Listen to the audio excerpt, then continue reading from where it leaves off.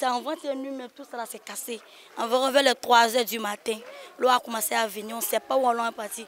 On est parti devant là pour aller se coucher là-bas jusqu'à 4h du matin. Moi, j'ai 2 enfants. Ma première, elle a 3 ans. Celle qui est morte, elle a 1 an, 2 mois. On ne sait pas. C'est gâté, tout est gâté. Voici ça. À l'instar de cette jeune dame, c'est ce même sort que vivent 125 familles depuis la nuit du mercredi 5 juillet 2023 dans la ville d'Aboasso. Les fortes pluies de ces jours-ci ont fait sortir le fleuve Bia de son lit. Le barrage hydroélectrique d'Ayamé, ne pouvant pas supporter le flux d'eau qu'il reçoit ces dernières semaines, est obligé d'ouvrir ses vannes afin de larguer ses eaux dans le fleuve, ce qui a entraîné un débordement du fleuve et conséquence, la ville d'Aboasso se retrouve sous les eaux. Ce pont qui relie les différents secteurs de la ville est presque englouti par les eaux.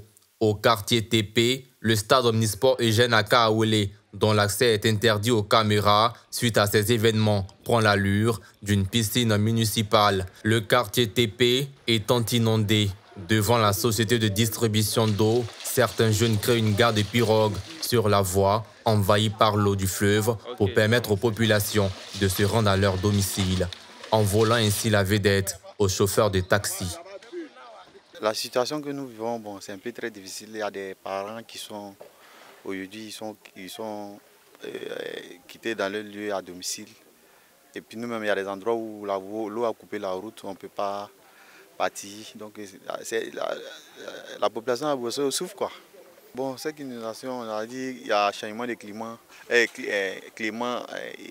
Voilà, donc on dit il a plu beaucoup au Ghana là-bas. Donc concernant l'eau aussi est venue au niveau des barrages. Donc ils essaient d'évacuer l'eau.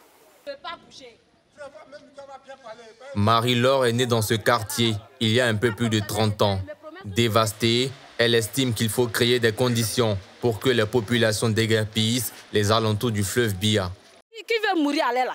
Si nous vraiment nous a donné les moyens de quitter là, à rester pour dire nous on veut mourir, avec tout ce qu'on voit là, on peut rester pour dire on veut mourir. C'est seulement dit, ils n'ont qu'à trouver des solutions pour nous.